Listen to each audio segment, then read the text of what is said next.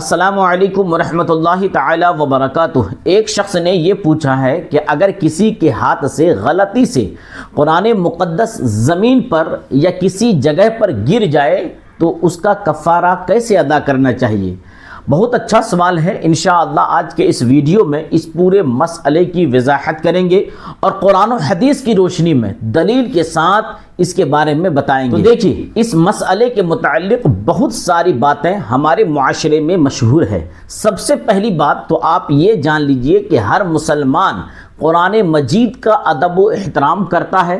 کوئی بھی شخص جان بوجھ کر قرآن مقدس کو اپنے ہاتھ سے گرنے نہیں دیتا۔ اگر وہ مسلمان ہے تو قرآن کا ادب و احترام اس کے دل میں یقینی طور پر ہوگا۔ لیکن معاشرے میں جو یہ ساری چیزیں رائج ہیں کہ اگر قرآن مقدس گر گیا تو اس کو ایک ترازو میں رکھا جائے اور دوسرے ترازو میں چاول یا پھر گڑ یا پیسہ اور پھر نہ جانے کیا کیا چیزیں لوگوں نے رائج کی ہیں، تو اس کے حوالے سے آپ یہ سمجھ لیجئے کہ کوئی بھی کفارہ قرآن مقدس کے گرنے سے نہیں ادا کرنا ہے۔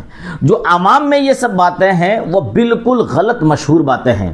ہاں، اگر قرآن مقدس اپنے ہاتھوں سے گر جائے تو اسے چاہیے کہ وہ توبہ و استغفار کرے، یہی اس کا کفارہ ہے۔ ایسا نہیں ہے کہ اس کے برابر چاول صدقہ کر دے یا گیہوں صدقہ کر دے یا پیسہ صدقہ کر دے تو اس کا کفارہ ادا ہو جائے گا۔ یاد رکھیے، قرآن مقدس کے ایک ایک حرف یا ایک زبر کے برابر دنیا کی کوئی بھی چیز نہیں ہو سکتی ہے۔ تو لوگوں نے جن چیزوں کو کفارہ سمجھ لیا ہے یہ بالکل غلط ہے۔ آپ توبہ کریں، استغفار کریں، رب کی بارگاہ میں معافی مانگیں کہ اے مولا ہم سے ایسی غلطی ہو گئی ہے، انشاءاللہ اب کبھی ایسا نہیں ہوگا، یا اللہ ہماری غلطی کو معاف فرما۔ اس طرح آپ اپنی رب کی بارگاہ میں توبہ و استغفار کریں، یا نہیں تو آپ نفل پڑھ کر آپ اپنے رب کی بارگاہ میں توبہ کر سکتے ہیں۔ اور اگر دل نہیں مانتا تو آپ 100 200 یا آپ اپنی استطاعت کے مطابق صدقہ کرنا چاہتے ہیں تو صدقہ کر دیں، لیکن ایسا نہیں ہے کہ اس کا کوئی کفارہ ہے۔ آپ دل سے صدقہ کرنا چاہتے ہیں تو کر سکتے ہیں، اس میں کوئی خرابی نہیں ہے۔ حضور سرکار مفتی شریف الحق امجدی علیہ الرحمہ بلا قصد قرآن پاک ہاتھ سے چھوٹ جانے کے متعلق کیے گئے ایک سوال کے جواب میں ارشاد فرماتے کہ ہندا نے جب قصدن قرآن مجید زمین پر نہیں گرایا ہے تو ہندا پر کوئی الزام نہیں، خصوصاً ایسی صورت میں کہ وہ توبہ بھی کر رہی ہے۔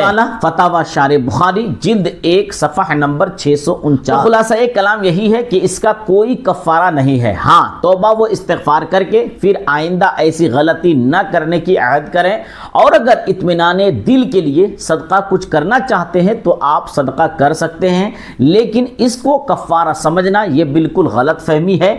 ایسا کوئی کفارہ شریعت میں موجود نہیں ہے۔ امید ہے کہ آپ کو آج کا یہ مسئلہ اچھی طریقے سے سمجھ میں آ گیا ہوگا۔ اگر آپ کو یہ ویڈیو اچھی لگی ہو تو آپ اپنے دوستوں احباب کو بھی صدقہ جاریہ سمجھ کر شیئر ضرور کریں، اور اگر آپ کا بھی کوئی سوال ہو تو آپ کمنٹس میں لکھ کر ضرور ہم سے پوچھ سکتے ہیں۔ انشاءاللہ آپ کے سوال کا بھی جواب قرآن و حدیث کی روشنی میں دلیل کے ساتھ دینے کی کوشش کروں گا۔ اور اگر آپ نے ابھی تک ہمارے چینل کو سبسکرائب نہ کیا ہو تو سبسکرائب بھی ضرور کر لیں تاکہ مزید اسلامی مسائل کی مستند جانکاری حاصل کر سکیں۔